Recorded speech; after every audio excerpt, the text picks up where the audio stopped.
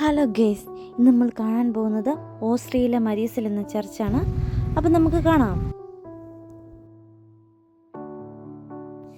വിയന്നയിൽ നിന്ന് 137 കിലോമീറ്റർ ദൂരമാണ് മരീസലിലേക്കുള്ളത്. ഇപ്പോൾ നമ്മൾ ഒരു തുരങ്കത്തിലൂടെയാണ് കടന്നു പോകുന്നത്. ഓസ്ട്രിയയിലെ തുരങ്കങ്ങൾ 1-2 കിലോമീറ്റർ മുതൽ 5-8 കിലോമീറ്റർ ദൂരമാണുള്ളത്. നമ്മൾ ഈ കാണുന്നതിന് 5 കിലോമീറ്ററാണ് ദൂരമുള്ളത്.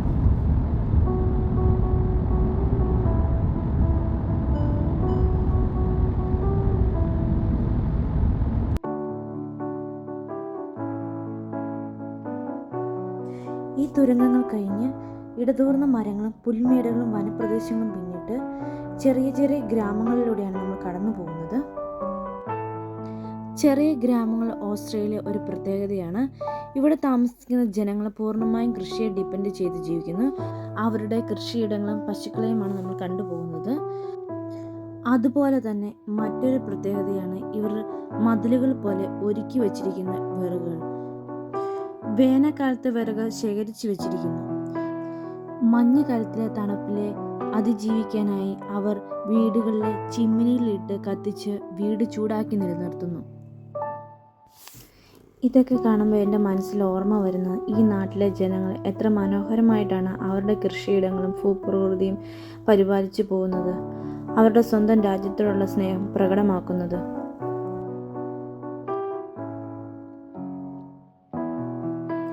ഇവിടെ കാണുന്ന വാഹനങ്ങൾ പല രാജ്യങ്ങളിൽ നിന്നും ഓസ്ട്രേലിയയിലെ വിവിധ പ്രദേശങ്ങളിൽ നിന്നും വന്ന സഞ്ചാരികളുടെയാണ്. ഇവിടുത്തെ മറ്റൊരു വിനോദമാണ് പാരാഡൈവിംഗ്. ഇങ്ങനെയുള്ള വിനോദങ്ങളാണ് ഇവിടുത്തെ ആളുകൾ കൂടുതലായി ഇഷ്ടപ്പെടുന്നത്. ഇത് നമ്മൾ മുന്നിൽ കാണുന്നത് സൈക്കിൾ യാത്രക്കാരെയാണ്. സൈക്ലിങ്ങും ബൈക്ക് റൈഡിങ്ങും ഇവിടുത്തെ മറ്റു വിനോദങ്ങളിൽ പെടുന്നു.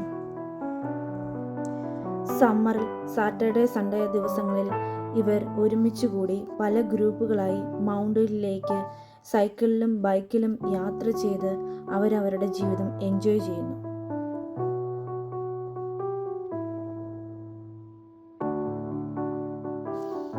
അങ്ങനെ നമ്മൾ മരീസൽ താഴ്വരയിൽ എത്തിച്ചേർന്നിരിക്കുന്നു.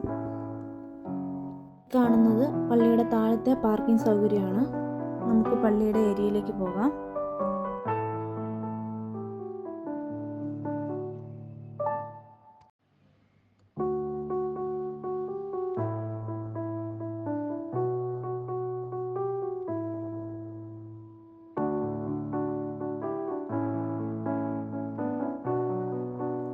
അങ്ങനെ നമ്മൾ മുന്നിലോട്ട് എത്തിച്ചേരുമ്പോൾ അതിമനോഹരമായ ഒരു കൊച്ചു പട്ടണമാണ്.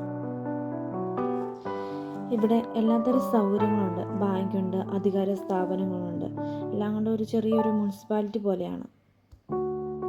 ഇന്ന് ഒട്ടനധികം യാത്രക്കാർ, സഞ്ചാരികൾ ഈ ചെറിയൊരു പട്ടണത്തിലേക്ക് എത്തിച്ചേരുന്നു.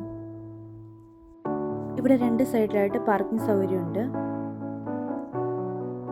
ഇവിടുത്തെ മനോഹരതയും ഭൂപ്രകൃതിയും കണ്ട് ആസ്വദിക്കാനും, അതുകൂടാതെ മരീസൽ ചർച്ച് ഒരു മെയിൻ തീർത്ഥാടന കേന്ദ്രമായതിനാൽ ഇവിടെ വന്ന് പ്രാർത്ഥിച്ച് അവരുടെ ആവശ്യങ്ങൾ പറഞ്ഞു പോകുവാനുമുള്ള ഒരു മെയിൻ സെൻറ്ററായി ഈ മരീസലിനെ കാണുന്നു.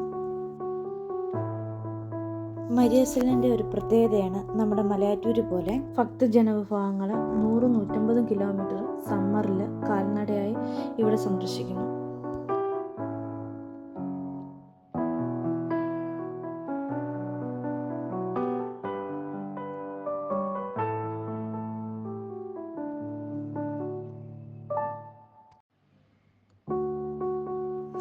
ആയിരത്തി 1157 ഓസ്ട്രിയയിലെ മരീസൽ ഗ്രാമത്തിൽ സ്ഥിതി ചെയ്യുന്ന ഈ പ്രശസ്ത കത്തോലിക്ക ദേവാലയം സ്ഥാപിതമായത്. 12-ാം നൂറ്റാണ്ടിൻ്റെ തുടക്കത്തിൽ തന്നെ മാർക്കഗ്രേവ് ഹെൻറിയുടെ നേതൃത്വത്തിൽ ഇത് ഒരു പുണ്യയാത്ര കേന്ദ്രമായി വളർന്നു.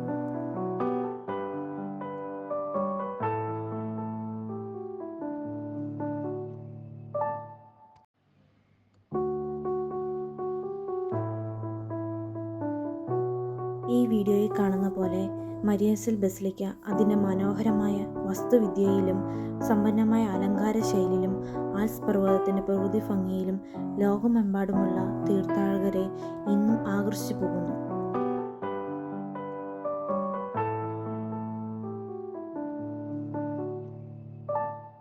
ഈ ദേവാലയം അതിൻ്റെ ആത്മീയതയും ചരിത്രപരമായ പ്രാധാന്യവും നിലനിർത്തിക്കൊണ്ട് തന്നെ മരിയസൽ എന്ന കൊച്ചു പട്ടണത്തിൻ്റെ പ്രൗഢഗംഭീരമായ ഒരു പുണ്യ തീർത്ഥാടന കേന്ദ്രമായി നിലനിൽക്കുന്നു.